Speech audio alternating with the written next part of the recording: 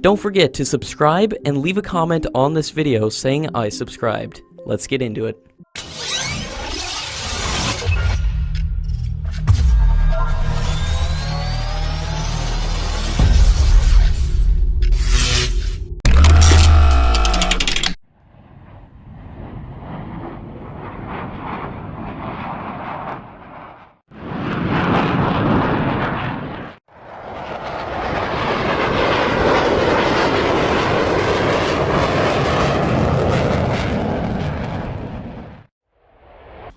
According to latest reports, the Crore aircraft manufacturing group will begin the process of providing the export variants of the Su-57 fifth-generation stealth fighters to customers in Southeast Asia after completing the session.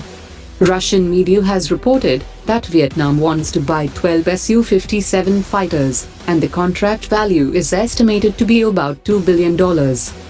If the deal takes place, Vietnam will become the first country in the world to be approved by Russia to procure its fifth-generation fighter. Russian military experts have advised that customers cannot consider the possibility of commissioning an aircraft that has not yet begun mass production in the country that has developed it. According to latest reports, India is exploring the possibility of selling the BrahMos system to Indonesia, and a team from the Indo-Russian joint venture visited an Indonesian shipyard to assess the fitting of the system on Indonesian ships.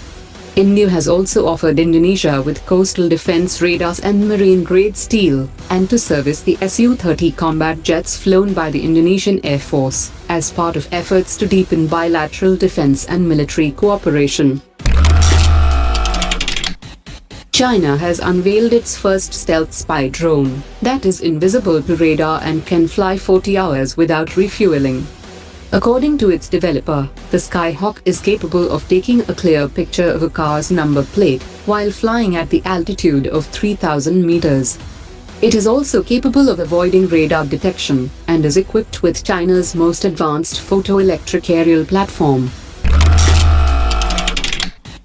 Hindustan Aeronautics had previously quoted the per-unit cost of Tejas Mark 1A at 463 crore rupees in 2018, which was more than 330 crore rupees per unit cost of Su-30.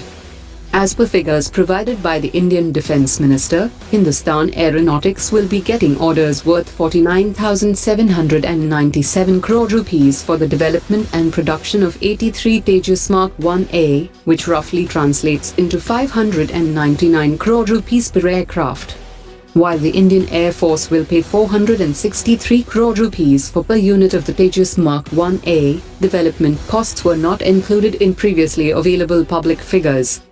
463 crore rupees per aircraft doesn't include its missile package, and has to be procured through separate package. Hindustan Aeronautics has clarified that price will not come down due to modern avionics and technologies used in the aircraft, which are not available on Su-30, which is based on technologies developed nearly 20 years ago. The Parliamentary Standing Committee on Defence has criticised the government for inadequate allocation of budget to the Indian Army. The government does not meet the requirement of funds for increasing modernisation, and the allocation under the capital budget for 2018 to 2019 has fallen very short of the projections made by the Defence Ministry. The committee also noted that there has also been a 40% shortfall in the allocation for committed liabilities for the Navy for the current fiscal year,